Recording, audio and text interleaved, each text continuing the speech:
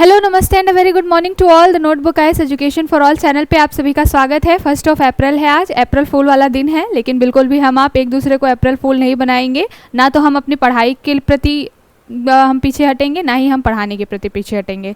तो चलिए आज नए मंथ के साथ नए दिन की शुरुआत करते हुए नए जो आज के एडिटोरियल्स आए हुए हैं या कुछ न्यूज़ आई हुई हैं उसको हम देखेंगे। जो भी आपके प्रीलिम्स में उससे क्वेश्चन बनते हैं उस टॉपिक से रिलेटेड उसको हम देखेंगे। बिल्कुल पीवाईक्यू बेस्ड जो भी टॉपिक्स है उसके रिगार्डिंग हमने क्या किया है, यहाँ पर फैक्ट इन्वॉल्व किए हैं आपने पीपीटी में, तो देखेंगे उसको। साथ के साथ में कुछ एक दो एडिटोरियल्स हैं जिसके ऊपर हम अच्छे से एनालिसिस करेंगे।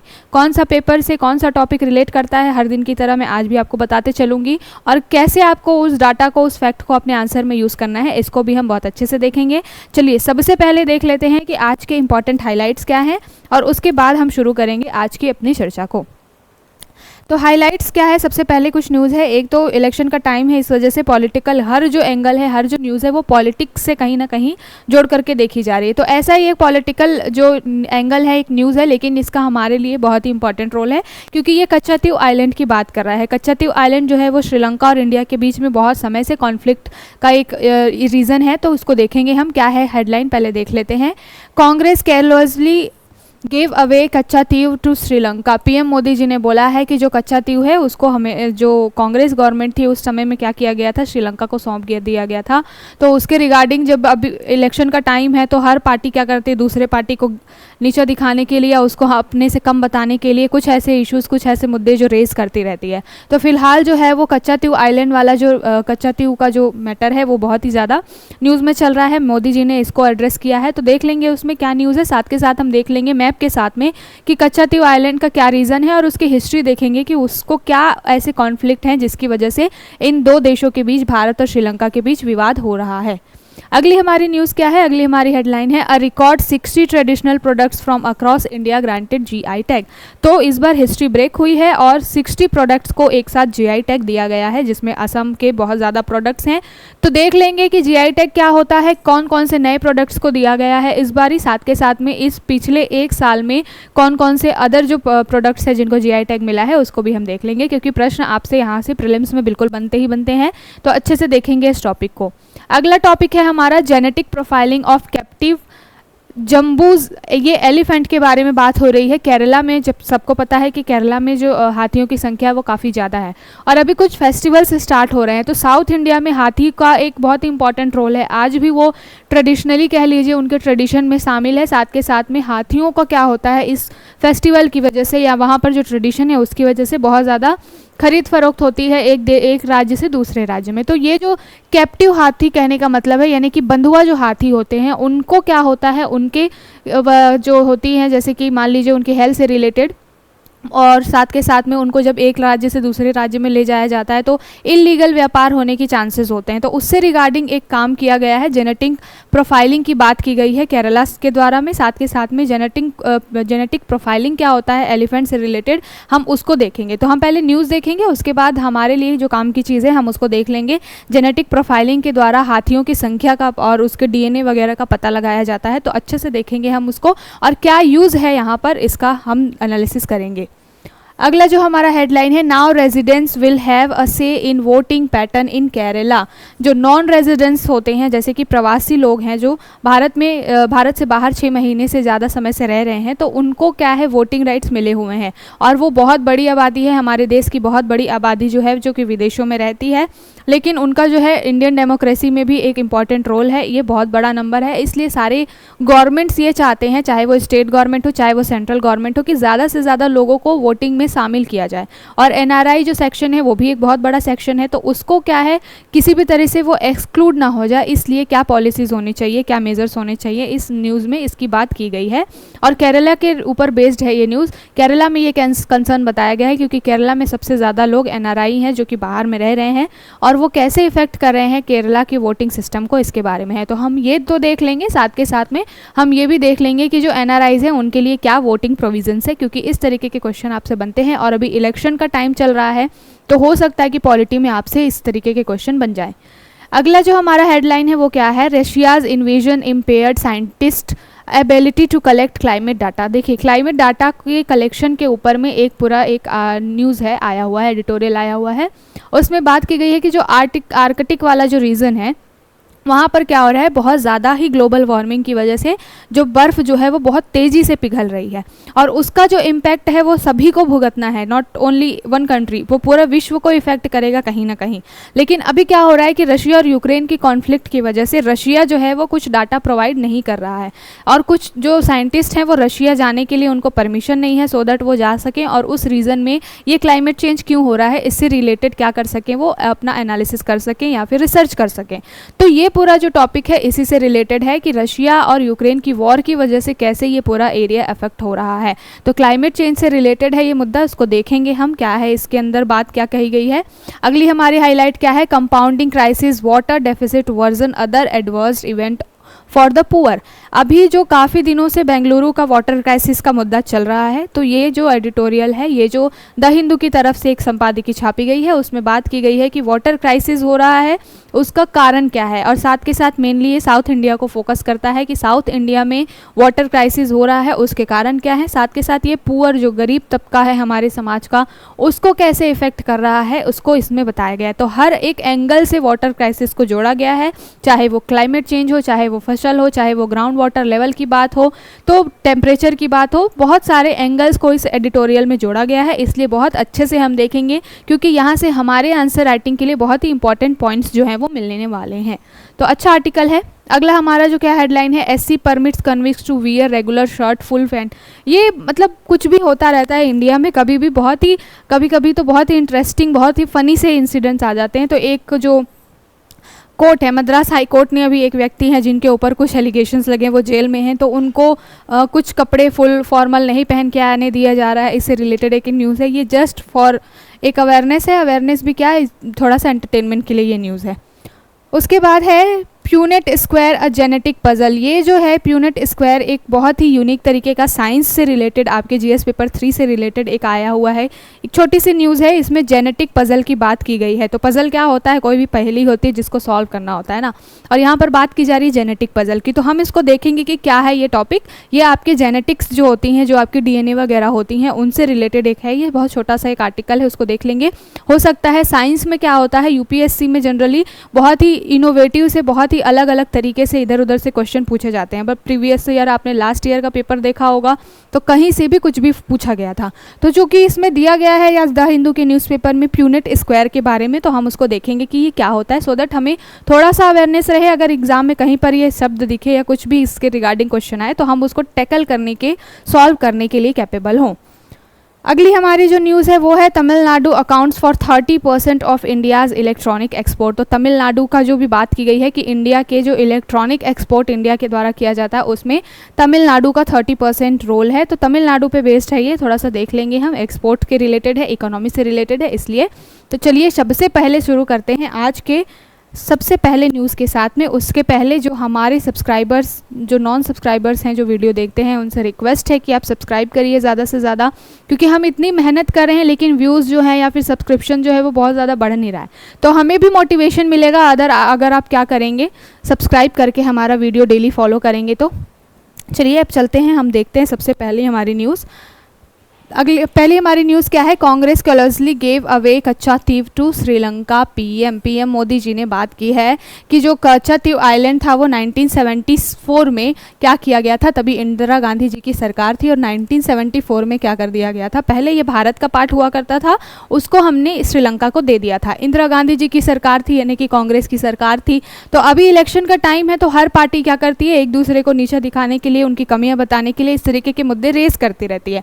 लेकिन हमारे लिए, हम इसको यहाँ पर क्यों डिस्कस कर रहे हैं, इसलिए डिस्कस कर रहे हैं क्योंकि ये जो पूरा आपका टॉपिक है ये आपके जीएस पेपर 2 में जब दो देशों के रिलेशन की बात आती है तो वहाँ पर बहुत इंपॉर्टेंट हो जाता है। इंडिया और श्रीलंका के संबंधों की बात इसके द्वारा की जाती है और कच्चातीव आइलैंड एक ऐसा आइलैंड है जो कि टाइम पे क्या रहा है, इंडिया और श्रीलंका के बीच में जो कॉन्फ्लिक्ट का जो है क्या रहा है, केंद्र रहा है। बहुत सारे जो मछुआरे, इंडियन मछुआरे जो होते हैं वो इस रीजन में चले जाते हैं और श्रीलंका उनको क्या करता है, बंदी बना करके रख लेता है। इंडिया का रेज कंसर्न ये होता है कि ये जो पूरा कच्चातीव वाला आइलैंड है या पूरा जो एरिया है वो क्या है, इंडिया के इकोनॉमिक क्षेत्र में आता है, इकोनॉमिक एक्सक्लूसिव इकोनॉमिक जोन जो होता है वहाँ पर आता है। लेकिन श्रीलंका बोलता है कि नहीं, ये हमारे EEZ में आता है, यानी कि एक्सक्लूसिव इकोनॉमिक जोन में आता है।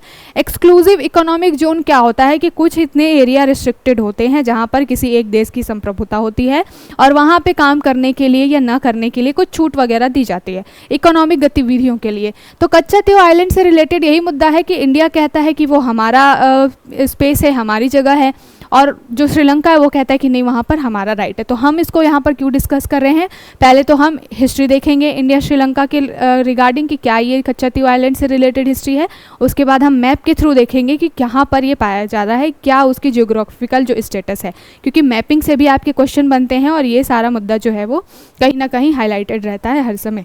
तो चलिए सबसे पहले देखते हैं कच्चातीव आइलैंड की हिस्ट्री क्या है। तो कच्चातीव आइलैंड जो है वो भारत और श्रीलंका के बीच में जो पाक स्टेट है ना, पाक स्टेट में 285 एकड़ में फैला हुआ एक क्षेत्र है। आगे हम मैप में देखेंगे पाक स्टेट कहाँ पर है। तो पाक स्टेट के पास में ही जो कच्चातीव आइलैंड है, भारत और श्रीलंका के बीच में ये एक क्षेत्र है। और क्या है, ये भारत के रामेश्वरम से लगभग 14 समुद्री मील यानी कि 14 नॉटिकल माइल्स तो है वो दूर है। तो जो भारत का रामेश्वरम जो है वहाँ से लेकर के वहाँ से 14 किलोमीटर की दूरी पर 14 नॉटिकल माइल यानी कि समुद्री मील की दूरी पर क्या है, ये कच्चातीव आइलैंड क्या करता है, रिलाई करता है या फिर वहाँ पर ये स्थापित है। 1974 में क्या हुआ था, 1974 में भारत की जब इंदिरा गांधी जी प्रधानमंत्री हुआ करती थी, उन्होंने क्या किया था, श्रीलंका की श्रीमा जी की एक सरकार थी, श्रीमा भंडार नायके, उनके साथ एक समझौता किया था और 1974 में हमने कच्चातीव आइलैंड क्या किया था, दे दिया था श्रीलंका को। पहले ये भारत का भाग हुआ करता था, लेकिन क्या हो गया, बाद में इसको दे दिया गया श्रीलंका को। अब वहाँ पर क्या होता है, जो 2014 के बाद से ये कॉन्फ्लिक्ट रेज हुआ है बहुत ज़्यादा, और जो श्रीलंका है वो कहता है कि ये जो एरिया है वो हमारा एरिया है, बट इंडिया ये मानता है कि पूरा का पूरा ये आपका एरिया नहीं है। तो क्या है इसकी और हिस्ट्री देखिए। जो 17वीं शताब्दी में ये द्वीप क्या था, मदुरई के राजा रामानंद के अंदर आता था। तो 17वीं शताब्दी में ये जो कच्चातीव वाला द्वीप था ये मदुरई के राजा रामानंद जी के अंडर में आता था। 18वीं शताब्दी में क्या हुआ, ये ब्रिटिश शासन के अधीन हो गया। 17th सेंचुरी में क्या था, जो ये मदुरई के राजा हुआ करते थे उनके रामानंद जी के अंडर में ही आता था ये पूरा आइलैंड। उसके बाद में हुआ 18वीं, जब ब्रिटिश रूल आ गया था 18वीं शताब्दी में ये ब्रिटिशर्स के अंदर चला गया। 1921 में क्या किया गया, दोनों देशों ने इस द्वीप पर अपना अपना दावा करना शुरू कर दिया 1921 में। और 74 में भारत ने क्या किया, श्रीलंका को उस चीज़ को दे दिया। कहीं ना कहीं ब्रिटिशर्स के आने के बाद ही ये सारा मुद्दा जो है वो रेज हुआ, क्योंकि ब्रिटिशर्स ने उस टाइम पे हमारे बहुत सारे जो ज़मीन थी या फिर बहुत सारे आप राज्य वगैरह कह लीजिए जो दूसरे देशों को दे दिया था उनने।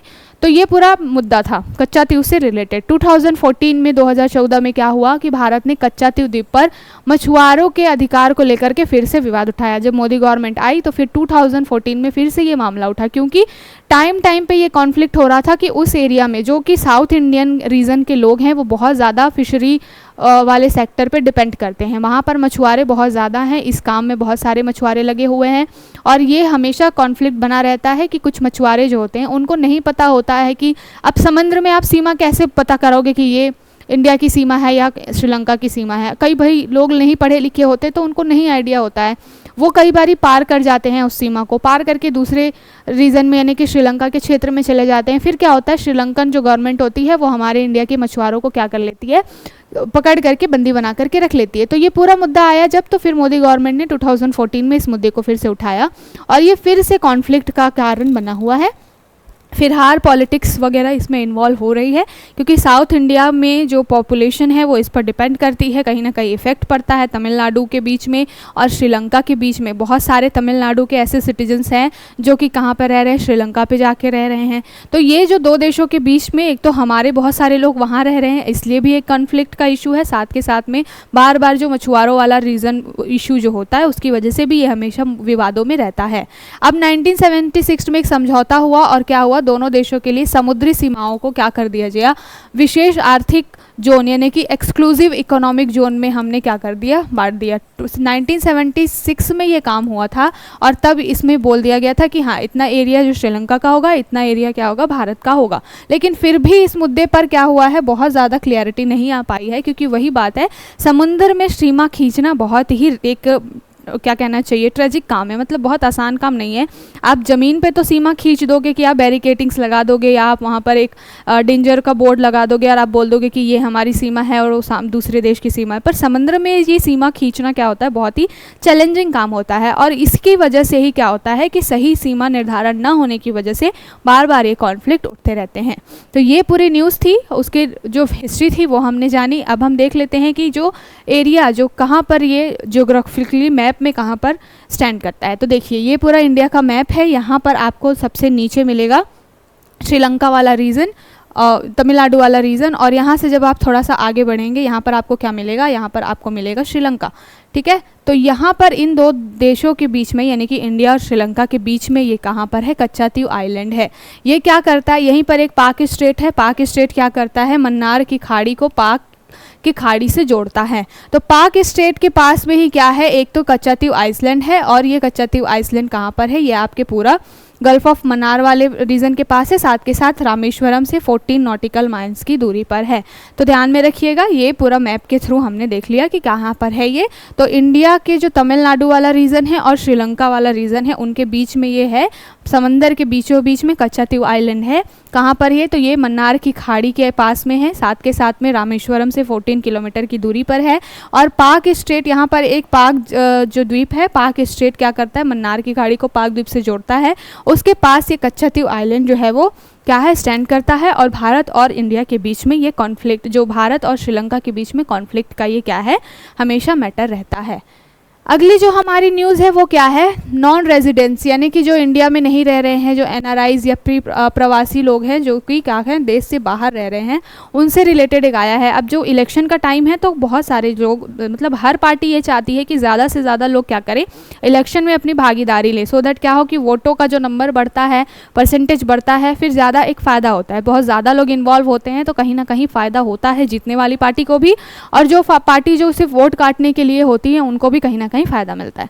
तो फिलहाल ये जो पूरा इशू है वो कहाँ पर, केरला की गवर्नमेंट से रिलेटेड आया है। केरला में बताया गया है कि मोस्टली पॉपुलेशन जो है केरला की वो क्या है, एनआरआई है, यानी कि विदेशों में जा करके वो काम कर रही है, वहाँ पर रह रही है, रेमिटेंस वगैरह भेजती है। उसमें भी सबसे ज़्यादा लोग कहाँ है, जो गल्फ़ कॉरपोरेशन काउंसिल है ना, गल्फ़ वाला जो एरिया है, जैसे कि आपका यूएई हो गया, सऊदी अरब हो गया, यमन ओमान हो गया, इस वाले रीजन में जो गल्फ़ कंट्रीज़ है वहाँ पर जो केरला के सबसे ज़्यादा लोग वहाँ पर रहते हैं। दूसरा कंसर्न ये है कि वो रहते तो हैं वहाँ पर, लेकिन जो लोग हैं ना वो बहुत ज़्यादा इलेक्शन में पार्टिसिपेट नहीं करते हैं, और उसकी वजह से क्या होता है, केरला की गवर्नमेंट को बहुत ज़्यादा लॉस होता है। लगभग 88,000 लोग जो हैं वो क्या हैं, केरला के, जो कि बाहर में रह रहे हैं, और इसमें से 86,000 क्या हैं, वो मैन हैं, यानी कि मेल हैं। ठीक है, और ये लोग क्या करते हैं, बहुत ज़्यादा पार्टिसिपेट नहीं कर पाते हैं इलेक्शन में। साथ के साथ में ये भी मामला है कि जाते हैं कुछ लोग और वहीं पर बस जाते हैं, फिर वो वापस लौट करके नहीं आते। मोस्टली जो GCC गल्फ कंट्रीज़ है वहाँ से लोग आ जाते हैं, लेकिन कई ऐसी पॉपुलेशन है जो वापस लौट करके नहीं आती है। तो इसकी वजह से क्या होता है, एक डेमोग्राफिक लॉस जो है वो केरला को झेलने को मिलता है। तो ये पूरी न्यूज़ है, पॉलिटिकल है, लेकिन हम इसको देख लेते हैं कि इससे हमारे लिए क्या क्वेश्चन बन सकता है। एनआरआईज को वोटिंग राइट है, और इसको हमने किस तरीके से हमारे इंडिया में प्रोविज़न किया है उसको हम देख लेते हैं, क्योंकि ये आपके जीएस पेपर 2 में आपको पॉलिटी वाले सेक्शन से ये आपको क्वेश्चन मिलता ही मिलता है। ठीक है, आपने प्रीवियस ईयर देखा होगा तो नागरिकता वाले टॉपिक से क्वेश्चन आ जाता है कभी कभी, और एनआरआई या फिर जो ओवरसीज सिटीजन्स होते हैं, OCI होते हैं, वो लोग भी क्या होते हैं, क्वेश्चन बनता है उन टॉपिक से भी, और ये बहुत ज़्यादा हमारी इकोनॉमी में कंट्रीब्यूट करते हैं। इंडिया को हाईएस्ट रेमिटेंस मिलता है, उसका कहीं ना कहीं क्या बिल्कुल ये एक रीज़न यही है कि जो भारत से बाहर रहने वाले लोग बहुत ज़्यादा हैं, और वो पैसे वगैरह हमारे यहाँ भेजते हैं, और वो इंडियन इकोनॉमी में बहुत बड़ा कंट्रीब्यूशन रहता है। तो सबसे पहले हम देख लेते हैं कि प्रवासी मतदाताओं के लिए भारत में क्या प्रोविज़न किए गए हैं। एक जो हमारा अधिनियम है, जनप्रतिनिधित्व संशोधन अधिनियम 2010 में क्या किया गया था, इसमें बात की गई थी कि एनआरआई कौन होंगे, जो 6 महीने से अधिक समय तक कहाँ पे रह रहे हैं, विदेशों में रह रहे हैं। तो इस अधिनियम में 2010 का संशोधन संशोधन अधिनियम में बात की गई कि उनको एनआरआई घोषित किया जाएगा जो 6 महीने से अधिक समय से क्या रहे हैं, विदेशों में रह रहे हैं, और उनको क्या होगा, मतदान करने की अनुमति होगी, लेकिन केवल उसी मतदान केंद्र पर जहां पर उस व्यक्ति के लिए अलॉट किया जाएगा।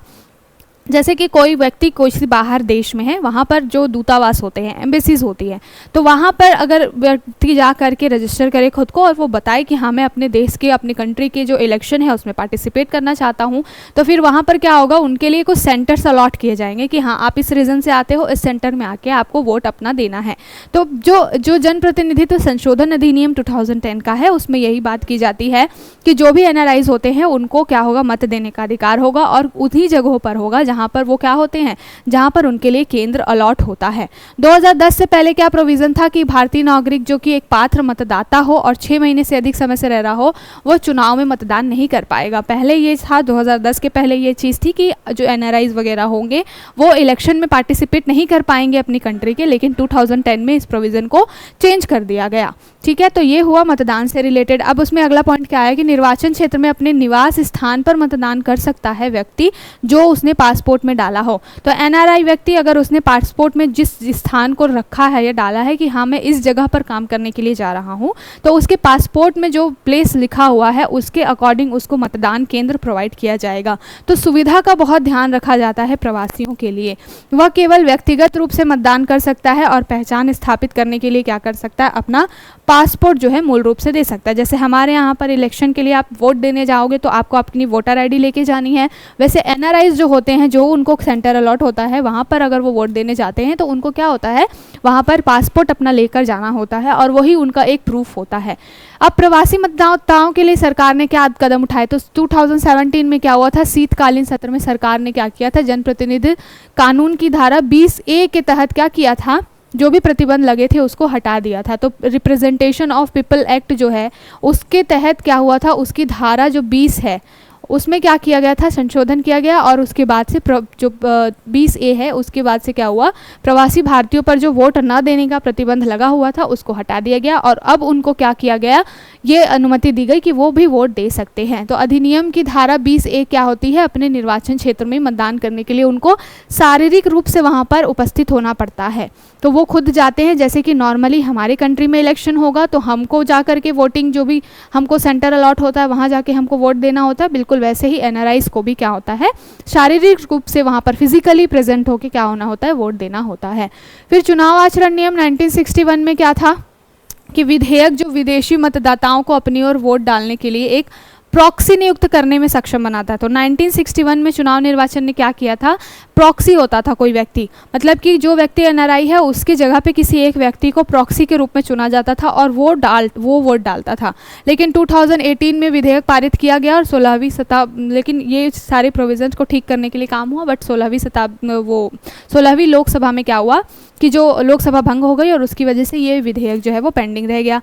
फिर उसमें बहुत सारे काम किए गए। उसके बाद में जो जनप्रतिनिधित्व सेना अधिनियम 1950 आया, उसके बाद क्या किया गया, पहले तो ये मामला था केवल नॉर्मल लोग जो नॉर्मल रेजिडेंट्स हैं उनके लिए, फिर सेना के लिए भी एक वोटिंग के लिए चालू किया गया, जिसमें क्या था, पोस्टल बैलेट के द्वारा जो भी सरकारी सेवा में लोग हैं तो उनको क्या है, पोस्टल बैलेट के द्वारा वोटिंग करने के लिए राइट दिया गया। और सेना अधिनियम 1950 के प्रावधान में क्या किया गया, थोड़ा सा बदलाव किया गया और इलेक्ट्रॉनिक रूप से पोस्टल बैलेट के माध्यम से क्या किया गया, सेना में भी जो लोग हैं या सरकारी जो अधिकारी हैं उनको भी वोट देने के लिए आधिकारिक बनाया गया।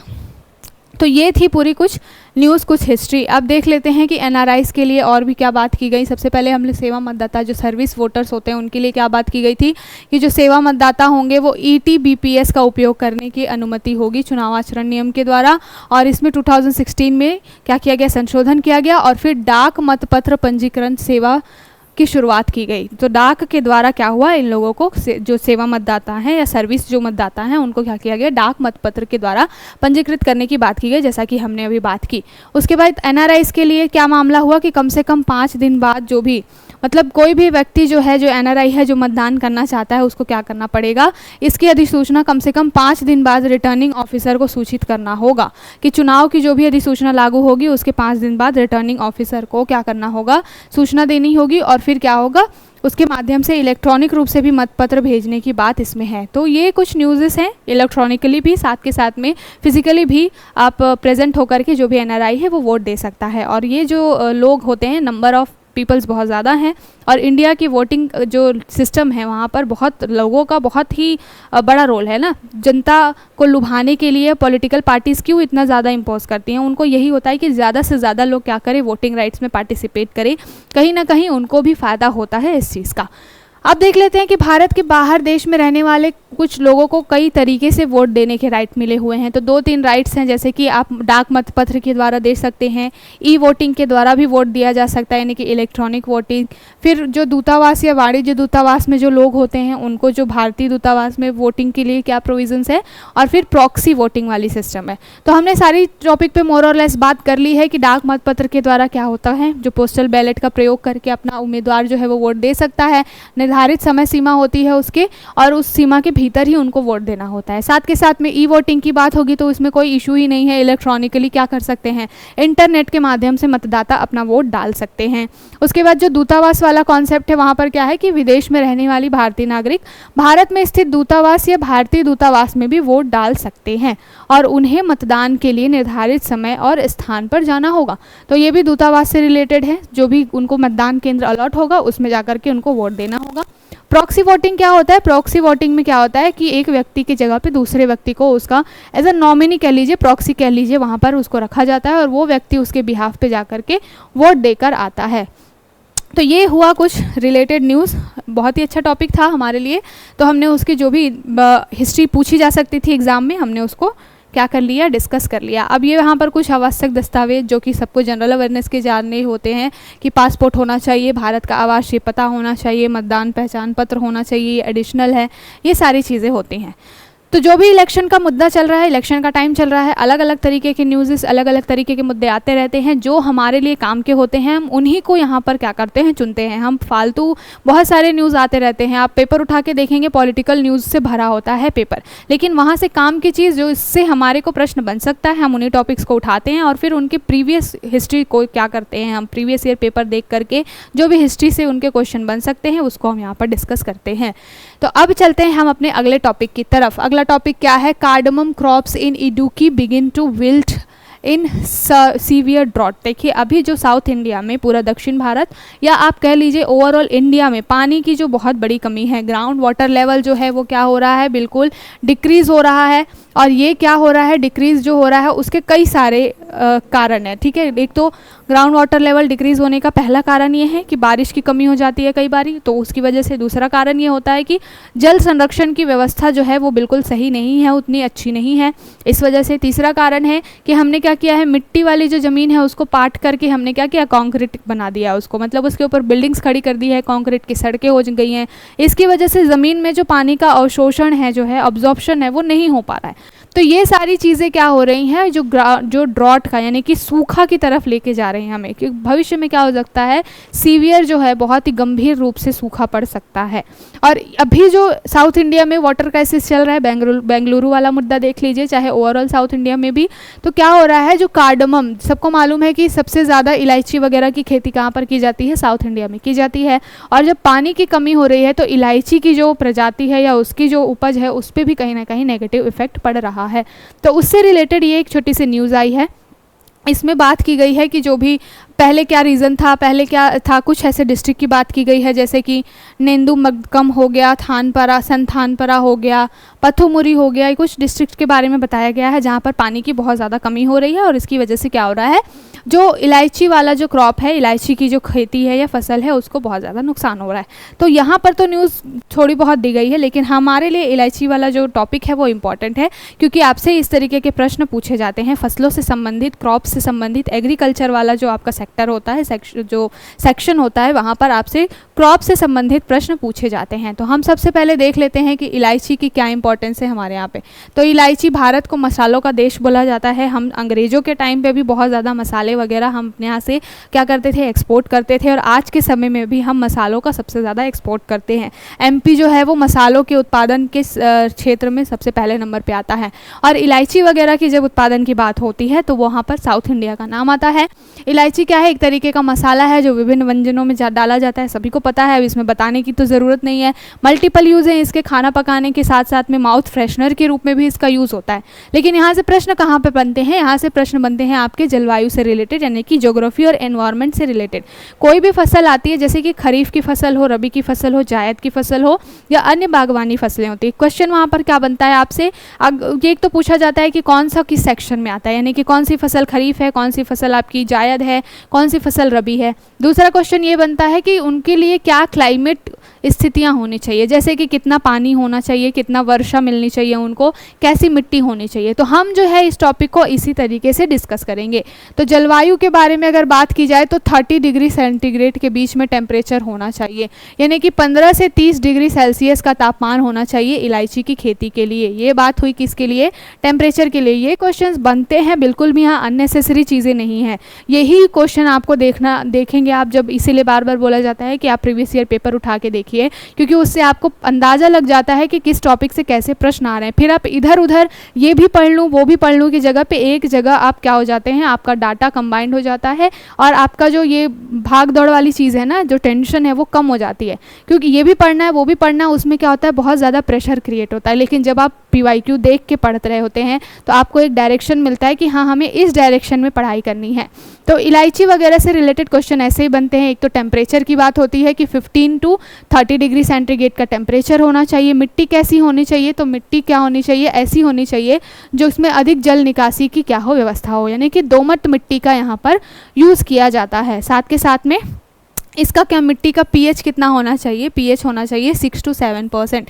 pH लेवल क्या होता है, जो मिट्टी के खारेपन यानी कि क्षार है या फिर वो अम्ल है, इसके बारे में बताता है ना, मिट्टी की गुणवत्ता के बारे में बताता है। तो इसका pH लेवल कितना होना चाहिए, इलायची की खेती के लिए मिट्टी का pH लेवल होना चाहिए 6 से लेकर के 7। तो इसको ध्यान में रखिएगा, बहुत ही इंपॉर्टेंट फैक्ट्स हैं, ये सारे ही प्रश्न आपसे बनते हैं। तो ये हुए इलायची के लिए टेम्परेचर 15 से 30 और मिट्टी कितनी, pH लेवल होना चाहिए 6 से 7 के बीच में।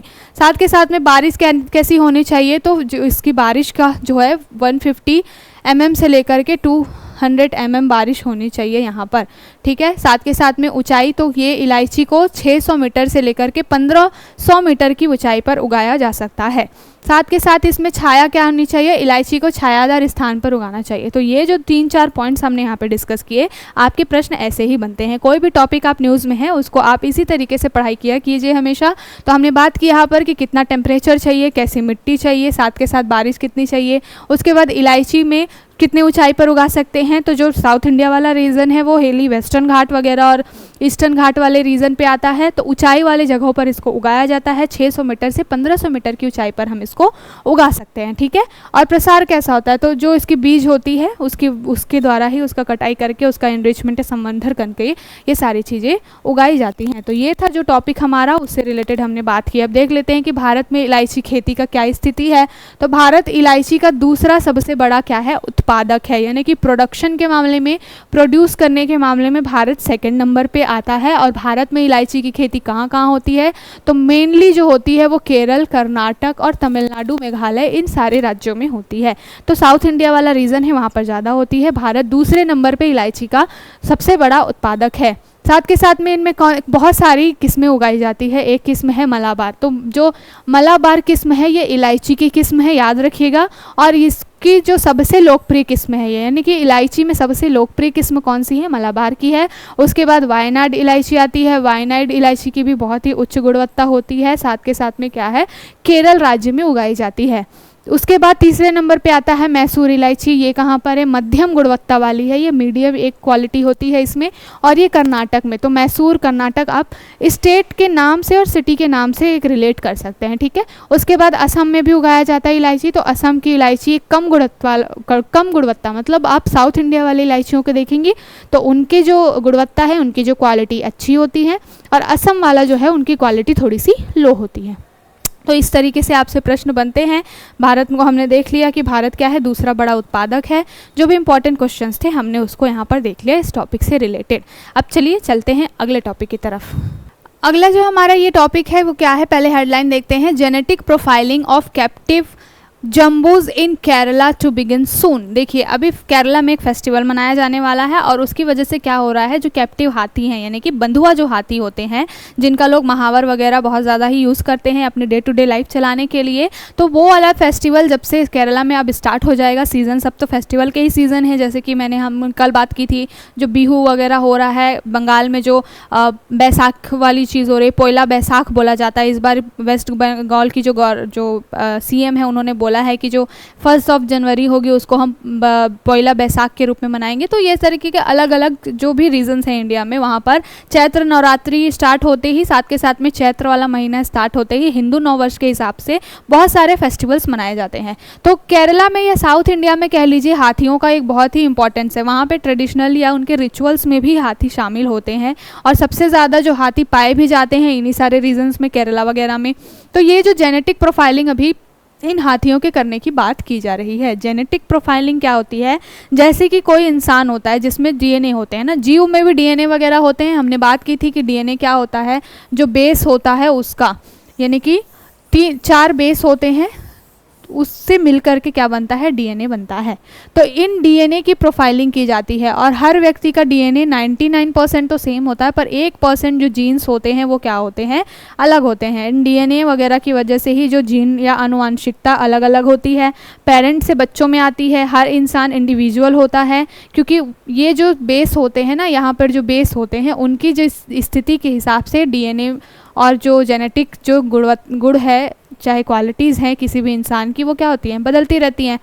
तो अभी जो है हाथियों के जेनेटिक प्रोफाइलिंग की बात की गई है। तो मतलब हाथियों के जेनेटिक प्रोफाइलिंग की बात क्यों की गई है, क्योंकि जो ये हाथी हैं इनका अभी फेस्टिवल के टाइम पे व्यापार होता है, इलीगल व्यापार होने की भी चांसेस रहते हैं। एक राज्य से दूसरे राज्य में इनको लाया जाता है और कई बार ऐसा होता है कि इनकी जो हेल्थ कंडीशन बहुत अच्छी नहीं होती है, फिर भी इनको क्या किया जाता है, यूज़ किया जाता है अपनी आजीविका के लिए, इंसान इनका यूज़ करता है। अब वही बात है कि जानवर बेजुबान है, अपनी बात तो वो रख नहीं सकते कि मैं तकलीफ़ में हूँ, मैं दर्द में हूँ। इंसान तो क्या होता है, दर्द में होता है, तकलीफ में होता है, तो वो अपनी बात रख लेता है कि भाई आज मन नहीं है काम करने का क्योंकि आज तबीयत खराब है। अब जानवर बोलेगा तो बोलेगा कैसे, है ना। तो ये जो पूरी चीज़ होती है इसकी वजह से क्या होता है कि एक राज्य से दूसरे राज्य में जब इनको लाया जाता है तो बहुत सारे जो जानवर होते हैं उनको हेल्थ कंडीशंस, हेल्थ इशूज़ होते हैं।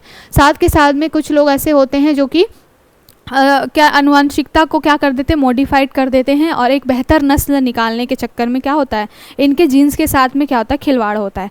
तो इसी को ध्यान में रखते हुए फ़िलहाल केरला में साथ के साथ में ओवरऑल इंडिया में भी जेनेटिक प्रोफाइलिंग की जा रही है हाथियों की। इसमें क्या किया जाएगा, जो इनके डंग होता है यानी कि जो इनका वेस्ट मटेरियल होता है, साथ के साथ में जो भी इनका लार होता है या ब्लड वगैरह होता है, उसके थ्रू क्या किया जाएगा, इनके एक तरीके से एक यूनिक पहचान दे दी जाएगी। जैसे कि इंसानों का एक यूनिक आइडेंटिटी कार्ड होता है ना, आधार कार्ड होता है, बिल्कुल वैसे ही जेनेटिक प्रोफाइलिंग के द्वारा क्या किया जाएगा, हाथियों का भी एक आधार कार्ड रेस किया जाएगा, यानी कि वो कौन से रीजन से, किस राज्य से लाया गया है, उसकी हेल्थ कंडीशन क्या है, वो काम करने लायक है कि नहीं है, इन सब से रिगार्डिंग क्या है जेनेटिक प्रोफाइलिंग की जाती है। तो आई होप आपको आसान भाषा में समझ में आ गया होगा कि जेनेटिक प्रोफाइलिंग क्या होती है, जिसमें जैसे कि कोई व्यक्ति होता है उसके DNA, उसके गुण, उसके हेल्थ कंडीशंस, उसके बारे में लिखा जाता है, बिल्कुल वैसे ही हाथियों के लिए भी जेनेटिक प्रोफाइलिंग की बात की गई है।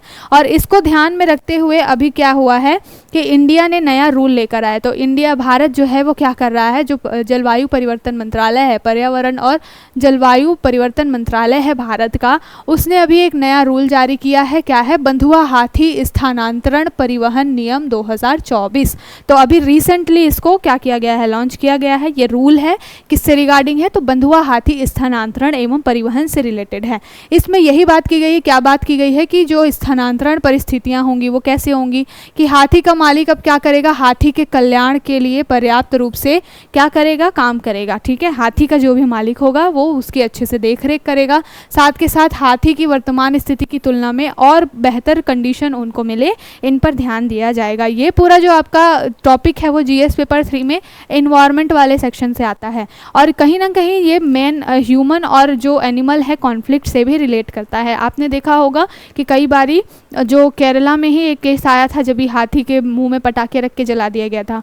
फिर आप रिसेंट में भी आप न्यूज़ देखते होंगे कि कोई हाथी घर किसी गांव में गया और उसने घर को गिरा दिया, तोड़ दिया। तो ये क्यों होता है? जब मैन और ह्यूमन और एनिमल कॉन्फ्लिक्ट बढ़ते हैं तब होता है। और कहीं ना कहीं उसका एक इफेक्ट यही होता है कि जो मालिक होते हैं या जो महावर होते हैं वो लोग क्या करते हैं, फोर्सफुली काम कराते हैं। या कई बार ऐसा होता है कि जो रीज़न होता है, एनिमल कॉरिडोर्स होते हैं, वहाँ पर जो इंसानों की गतिविधियाँ बहुत ज़्यादा बढ़ जाती हैं, तो उसकी वजह से जानवरों के रहने के लिए एक तो फूड की कमी हो जाती है, साथ के साथ में उनका एक स्पेस होता है। हर इंसान का जैसे पर्सनल स्पेस होता है वैसे ही जानवरों का भी एक पर्सनल स्पेस होता है, और जब उसमें कोई बाहरी घुसता है तो फिर वहाँ पर एनिमल ह्यूमन कॉन्फ्लिक्ट होते हैं। तो ये सारे कंसर्न है कि हाथियों के साथ भी क्या होगा, अगर फोर्सफुली उनको काम किया जाएगा तो कहीं ना कहीं उनके ऊपर नेगेटिव इफेक्ट होगा। अगर उनमें चिड़चिड़ापन वाली चीज़ें सारी हो गई तो फिर वो क्या करेंगे, उसका भयावह कंडीशन हो सकता है ना।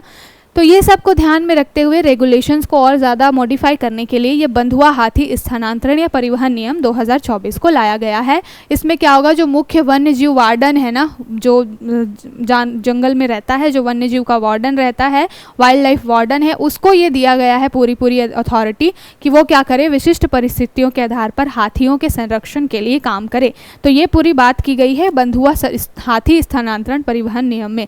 साथ के साथ में क्या क्या आवश्यकताएं हैं उनके स्थानांतरण के लिए कि जो महावत होगा वो क्या होगा, हाथी सहायक होना चाहिए, और उसके साथ में एक हाथी को कंट्रोल करने के लिए एक सहायक होना चाहिए। साथ के साथ में परिवहन की उपयुक्तता की पुष्टि वाले पशु चिकित्सक से स्वास्थ्य प्रमाण पत्र लेना, वही जो मैंने स्टार्टिंग में बात की कि क्या होना चाहिए, हाथियों की हेल्थ कंडीशन ठीक है, इसके बारे में क्या होगा, सर्टिफिकेट लेना पड़ेगा पशु चिकित्सक से, तब जाके आप हाथियों को एक जगह से दूसरी जगह स्थानांतरित कर सकते हैं। साथ के साथ यदि संक्रामक रोगों के लिए अगर आवश्यक हो तो क्या होगा, क्वारंटाइन अवधि, जैसे कि कोरोना के टाइम में इंसानों के लिए क्वारंटाइन पीरियड रखा गया था, पहले 14 डेज, फिर उसको बढ़ा दिया गया। वैसे ही है कि अगर कोई मान लो हाथी संक्रामक है, उसको कोई ऐसी संक्रामक बीमारी है तो उसको भी क्वारंटाइन करने की व्यवस्था होनी चाहिए। उसके बाद क्या है, परिवहन के दौरान उचित भोजन और पानी की व्यवस्था। तो बिल्कुल एक जैसे जानवर को क्या करते हैं लोग, वो बोल नहीं सकते इसलिए उनको जानवरों की तरह ही ट्रीट किया जाता है। मतलब सारी जो दया है ना वो इंसान खो देता है, निर्दयी हो जाता है जानवरों के साथ। लेकिन इस रूल में बात की गई है कि जो हाथियों को अगर आप अपनी आजीविका के लिए यूज़ कर रहे हैं तो उनको भी बेटर कंडीशन मिलनी चाहिए। ठीक है, तो ये जो न्यूज़ थी हमारी जीएस पेपर 3 में इन्वायरमेंट वाले सेक्शन से रिलेटेड थी। ह्यूमन और एनिमल कॉन्फ्लिक्ट्स में आप इसको भी यूज़ कर सकते हैं। साथ के साथ नया रूल आया है तो उसको भी देख लेंगे। ये एक थोड़ी काम की उतनी न्यूज़ नहीं है। SC permits convict to wear regular shirt full pants while arguing case via video call. ये एक साउथ इंडिया में ही ये कंपनी थे, प्राइवेट कंपनी, जिसके व्यक्ति हैं उनको क्या किया गया था, जेल में डाला गया है। और उनकी हियरिंग के लिए कुछ उन्होंने अपील की है कि उनको जो जेल के लोग हैं वो क्या कर रहे हैं, जो सिविल ड्रेस है वो नहीं पहनने दे रहे हैं इससे रिलेटेड। तो यहाँ पर भी उन्होंने अपना क्या कर दिया है, यहाँ पर भी उन्होंने अपनी स्वतंत्रता की बात कर दी है, जीवन की स्वतंत्रता की बात, उससे रिलेटेड एक मुद्दा है। चलिए अब ये जो मेन काम की चीज़ है यहाँ पर है क्लाइमेट से रिलेटेड क्या है, Russia's invasion impaired scientist ability to collect climate data. ये जो पूरा एडिटोरियल है वो बात करता है मेनली जो आर्कटिक वाला रीजन है। तो आर्कटिक में क्या है, आर्कटिक जो है वो नॉर्दर्न मोस्ट जो हमारा एरिया है पूरे वर्ल्ड का, ठीक है, सबसे नॉर्थ में यानी कि उत्तर में ध्रुवीय क्षेत्र है। वहाँ पर ज़्यादा क्या है, ज़्यादा संख्या में ज़्यादा मात्रा में बर्फ़ है।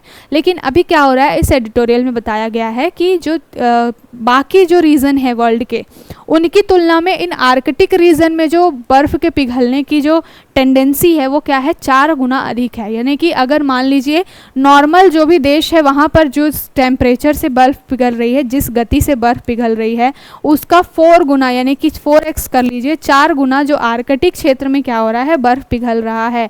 और ये एक बहुत बड़ा इशू है क्योंकि बर्फ़ पिघलेगी तो समंदर का लेवल बढ़ेगा, समंदर का लेवल बढ़ेगा तो फिर क्या होगा, आपके जो लोअर जो ज़मीनें हैं जो कि समुद्र तल से कम ऊंचाई पर हैं वो डूबने लगेंगी, वहाँ पर बाढ़ की समस्या होगी, वहाँ पर बाढ़ आ जाएगा तो फसल के उपज के लिए समस्या होगी। तो एक बहुत बड़ा कंसर्न है ये। सिर्फ इसको क्या है, बर्फ़ पिघलने के रूप में नहीं देखना चाहिए, मानव के जीवन पे भी संकट आ सकता है इससे। तो इस एडिटोरियल में, इस आर्टिकल में बात की गई है कि जो आर्कटिक वाला रीजन है वहाँ पर हमने एक इंटरैक्ट करके एक रिसर्च चला रखी थी। रिसर्च और मॉनिटरिंग, इंटरैक्ट का फुल फॉर्म क्या है? इसका फुल फॉर्म है international network for terrestrial research and monitoring in the Arctic. तो इंटरैक्ट करके एक रिसर्च और मॉनिटरिंग के लिए यहाँ पर चलाया गया था कैंपेन, या अभी भी चल रहा है। रिसर्च और मॉनिटरिंग का ये पूरी एक तरीके की क्या है, प्रणाली है। और ये इंटरैक्ट प्रणाली में क्या है, रशिया और साथ के साथ में अदर कंट्रीज़ जो हैं वो भागीदारी करती हैं अपनी। इस इंटरैक्ट के थ्रू, नाम में ही है रिसर्च एंड मॉनिटरिंग, तो क्या किया जाता है कि इस आर्कटिक वाले रीजन में किस लेवल से बर्फ़ पिघल रही है इसके बारे में क्या किया जाता है, रिसर्च की जाती है, मॉनिटरिंग की जाती है टाइम टाइम पे। पर इस एडिटोरियल में क्या कंसर्न रेज किया गया है कि अभी जो रशिया और यूक्रेन का वॉर हो रहा है उसकी वजह से रशिया जो है वो साइंटिस्ट, जो बाहरी साइंटिस्ट है, उनको अपने रीजन में जा कर के एक्सेस नहीं दे रहा है कि वो लोग उस एरिया में जा कर के क्या करें, आर्कटिक क्षेत्र में जो भी बदलाव हो रहे हैं उनको वो मेजर कर सके, उन पे वो रिसर्च करके डाटा कलेक्ट कर सके। अब ये जो पूरा कंसर्न है, ये मुद्दा है। साथ के साथ में जो लोग हैं, बहुत सारी कंट्रीज़ हैं, उन्होंने रशिया को बैन कर रखा है। तो रशिया को बैन करने के मतलब, अब जाहिर सी बात है, किसी व्यक्ति को आपने बॉयकॉट किया है तो वो भी कब तक झुकेगा। लेकिन ये पूरा जो इंटरनल कॉन्फ्लिक्ट है दो देशों के बीच में, अपना आपसी मतभेद है, उसकी वजह से जो जलवायु पर और क्लाइमेट पर बहुत ज़्यादा नेगेटिव इफेक्ट पड़ रहा है, इसमें बात की गई है। तो बात की गई है कि एक हिडन डिफरेंस देखा गया है। हिडन डिफरेंस देखा क्या गया है, इस एडिटोरियल में बात की गई है कि अगर रशिया जो है अपना डाटा देने से मना कर देता है, तो जो अभी वो डाटा कलेक्ट करेंगे साइंटिस्ट, उनका डाटे में क्या है, 80 साल का गैप हो जाएगा। मतलब 80 साल बाद जो कंडीशन होगी उतना गैप क्या होगा, अभी हो जाएगा अगर रशिया डाटा प्रोवाइड करने से मना कर देता है। क्योंकि एक रियल जो है ऑथेंटिक डाटा कलेक्ट नहीं होगा तो अंदाज़ा कैसे लगेगा कि यहाँ पर किस तरीके से क्या परिवर्तन आ रहे हैं और फिर उसको रेगुलेट कैसे किया जाएगा। तो ये एक न्यूज़ है, क्लाइमेट से रिलेटेड ही, साथ के साथ में जो रशिया और यूक्रेन के वॉर से भी रिलेटेड थी, तो इसलिए हमने इसको यहाँ पर डिस्कस किया। अब चलते हैं हम अपने अगले न्यूज़ की तरफ। ये है प्यूनेट स्क्वायर, जो मैंने जेनेटिक पजल की बात की। जेनेटिक पजल में क्या है, a little 4 square grid we draw in school while learning about the genetic crossing. तो ये प्यूनेट स्क्वायर जो है, ये इस तरीके की एक स्क्वायर है, एक तरीके का पजल है। इसमें क्या किया जाता है, ये जो आपके जेनेटिक्स दिख रहे हैं, इनको क्या किया जाता है, क्रॉस करके, यानी कि क्रॉस ब्रीडिंग करके क्या किया जाता है, जो आनुवांशिकता को बदला जाता है या फिर गुण का पता लगाया जाता है। तो प्यूनेट स्क्वायर एक तरीके की जेनेटिक पजल है, एक पहेली है। इसको सॉल्व किया जाता है कैसे, क्रॉस ब्रीडिंग करके। तो एक टर्म था छोटा सा, साइंस से रिलेटेड, आपके ये जीएस पेपर 3 से रिलेटेड है। आपको हो सकता है पीटी में इस तरीके से प्रश्न बन जाए, इंटरेस्टिंग है, द हिंदू में छपी थी इसलिए हमने देखा। तो प्यूनेट जो पजल है उसमें क्या होता है, इस आरेख का उपयोग जीव के जीनोटाइप और फेनोटाइप की भविष्यवाणी करने के लिए किया जाता है कि भविष्य में क्या उसका जीन टाइप होगा, क्या उसका फिनोटाइप होगा, इसके बारे में बात करता है। अब प्यूनेट समकोण या पजल बनाया कैसे जाता है, इसके लिए कुछ चीज़ें चाहिए होती हैं, जैसे कि एक बॉक्स चाहिए होता है, उसको 2 भागों में बांटो, फिर उसको विभाजित करो, फिर उसमें क्या करो, जीन्स को लिखो और उसके बाद क्रॉस ब्रीडिंग करा करके देखो कि भविष्य में किस तरीके से उसमें और परिवर्तन हो सकते हैं। ठीक है, तो ये सारा एक छोटा सा टॉपिक था, इसको हमने देखा। जीनोटाइप क्या होता है, किसी जीव के जीन का संयोजन, और फेनोटाइप क्या होता है, फेनोटाइप होता है जीवों का लक्षण। तो जब जीनोटाइप और फेनोटाइप का हम यहाँ पर जो अध्ययन कर रहे हैं उसमें है कि एक तो जीनोटाइप का मतलब हुआ कि जीव क्या होगा, 2 अलग अलग जीवों के जीन्स को मिला करके जब उसका संयोजन करके कोई नया जीन बना रहे हैं, नई आनुवंशिकता ला रहे हैं, उसको हम कहेंगे जीनोटाइप। और फेनोटाइप क्या होगा, जो भी उस जीव के गुणों में या लक्षणों में क्या परिवर्तन होगा, इसको हम इस प्यूनेट समकोण के द्वारा देखते हैं। तो एक बहुत छोटा सा न्यूज़ था, बहुत ही छोटा सा एक पहेली पजल दी हुई थी, उसको हमने देख लिया। ठीक है, तो ये थी पूरी न्यूज़। अब चलते हैं हम अपने अगले टॉपिक की तरफ। अगला टॉपिक हमारा क्या है, अगला टॉपिक है जीआई टैग से रिलेटेड। जीआई टैग से हर साल आपके कुछ ना कुछ प्रश्न बनते हैं, वनडे एग्जाम्स में भी बनते हैं, साथ के साथ में स्टेट पीसीएस वगैरह में भी बनते हैं, और यूपीएससी में भी जीआई टैग से प्रश्न पूछा जाता है।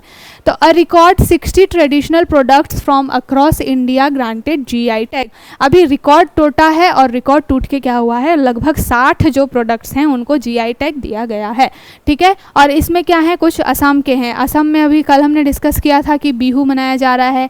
अच्छा, आप लोगों को ये बताना है, मैंने कल बताया था कि जो ड्रेस पहन करके महिलाएं जो हैं वो डांस परफॉर्म करती हैं वो किस रेशम का बना होता है। तो आपको कमेंट सेक्शन में ये बताना है कि जो हमने कल डिस्कस किया था, आपको कमेंट में आज बताना है कि असम में जो महिलाएं बिहू के फेस्टिवल में जो साड़ी वियर करती हैं वो किस रेशम से बनती है। ठीक है, अब चलते हैं, हम अपने टॉपिक पे आते हैं। इस बार बात की गई है कि लगभग बनारस ठंडई के साथ साथ 60 ऐसे प्रोडक्ट्स हैं जिनको क्या है जीआई टैग दिया गया है, जिसमें असम के क्या हैं, असम के 6 ट्रेडिशनल क्राफ्ट्स हैं। उनका नाम क्या है? आशारकंडी, टेराकोटा क्राफ्ट, पानी मेटाक्राफ्ट, सथेर बारी metacraft, japi, Mising handloom products and Bihu dhol. ये कुछ 6 ट्रेडिशनल क्राफ्ट्स हैं असम के जिनको दिया गया है जीआई टैग। इसके साथ अदर 13 जो प्रोडक्ट्स हैं उसको भी दिया गया है।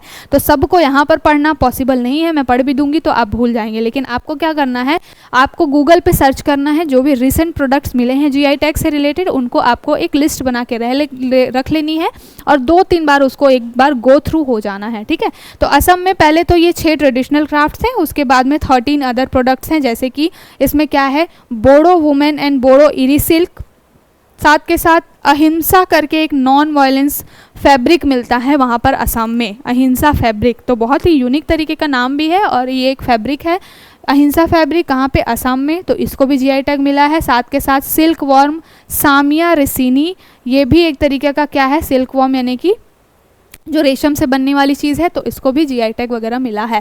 तो जो और साथ के साथ में जो बोडो ढोलक है उसको भी म्यूज़िकल इंस्ट्रूमेंट के फील्ड में क्या मिला है, जीआई टैग मिला है। तो बहुत सारे प्रोडक्ट्स को मिला है असम के, लगभग 13 और साथ के साथ 6 ट्रेडिशनल।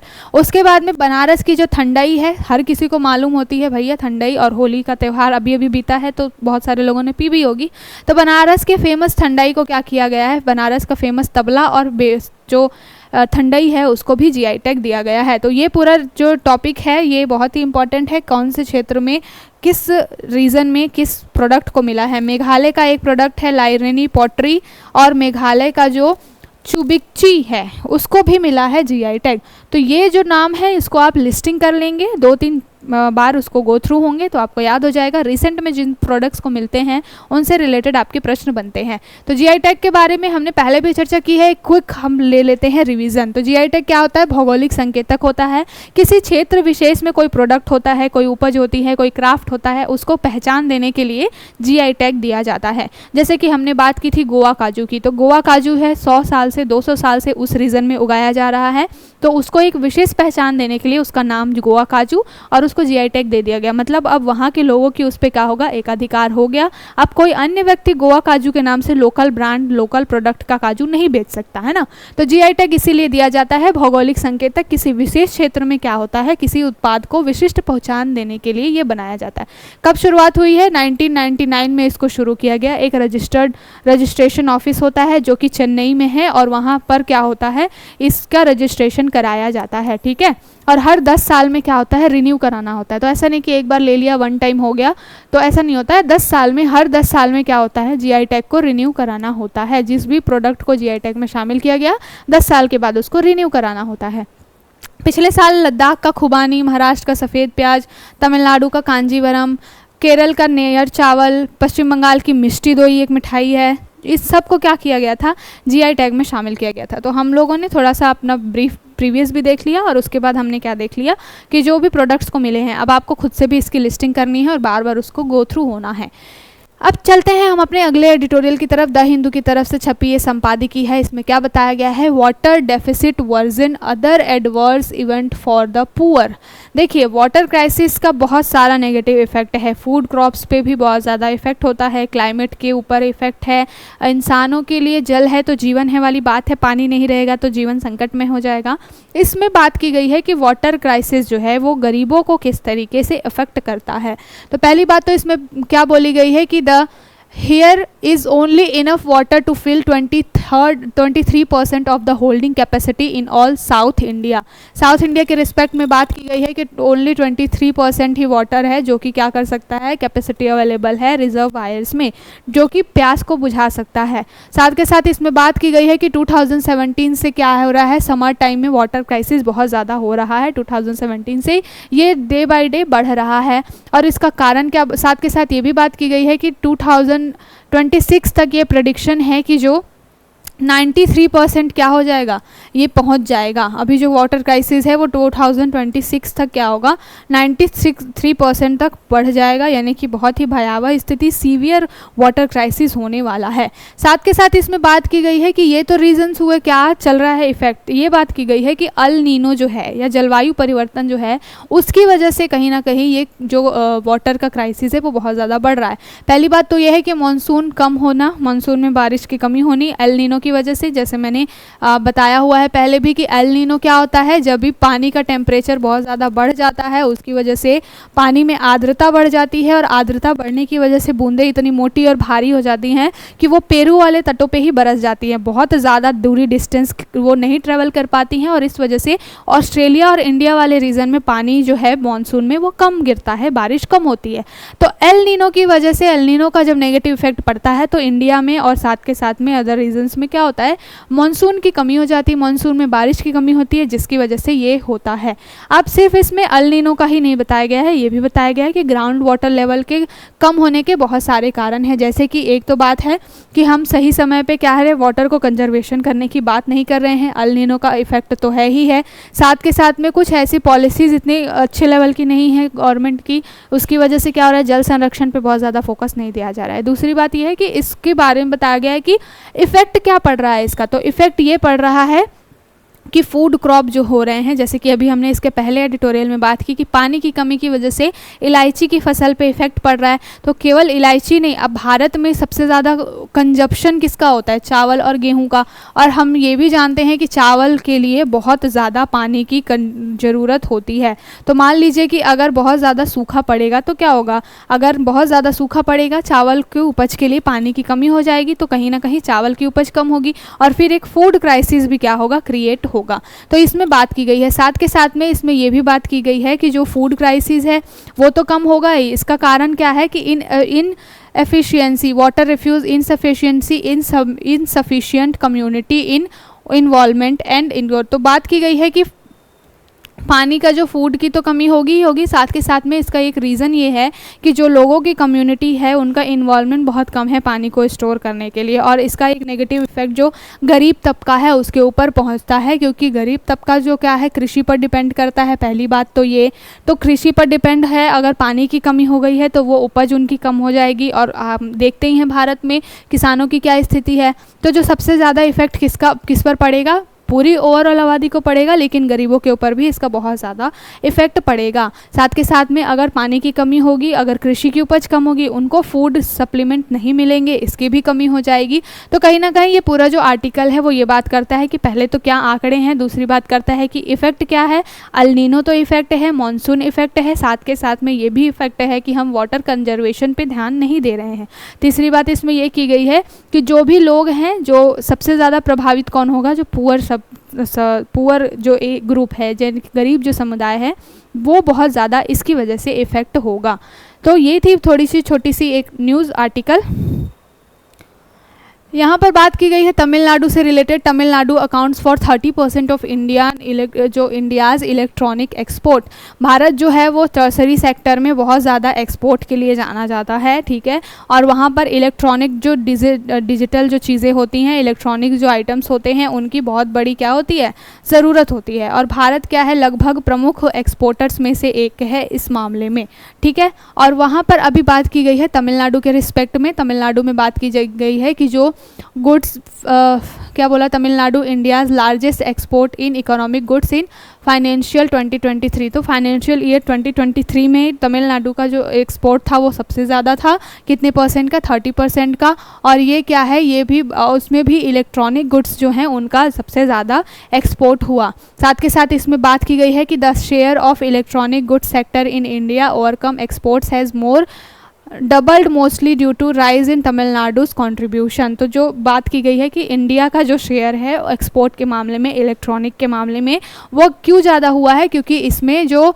तमिलनाडु है वो लगभग दुगना क्या है कंट्रीब्यूट करता है। तमिलनाडु के दुगने कंट्रीब्यूशन की वजह से इंडिया का वर्ल्ड वाइड ओवरऑल जो एक्सपोर्ट है इलेक्ट्रॉनिक के मामले में वो भी बढ़ गया है। साथ के साथ इसमें चार्ट 1 के थ्रू बात की गई है कि चार्ट 1 क्या शो करता है, electronic goods exported from Tamil Nadu's billion क्या है year wise between April 2020 to 2024, यानी कि 2023 अप्रैल से लेकर 2024 तक क्या हुआ है, इलेक्ट्रॉनिक गुड्स में इंडिया की बढ़ोतरी हुई है और उसमें तमिलनाडु का $7.4 बिलियन का क्या है जो योगदान रहा है। तो ये जो पूरी थोड़ी सी न्यूज़ है ये आपके जीएस पेपर 3 में ही आपके जो इकोनॉमी वाला सेक्टर है वहाँ से आप इसको कर सकते हैं। थोड़े डाटा होते हैं, आंकड़े होते हैं जिनका आप प्रयोग कर सकते हैं, ठीक है।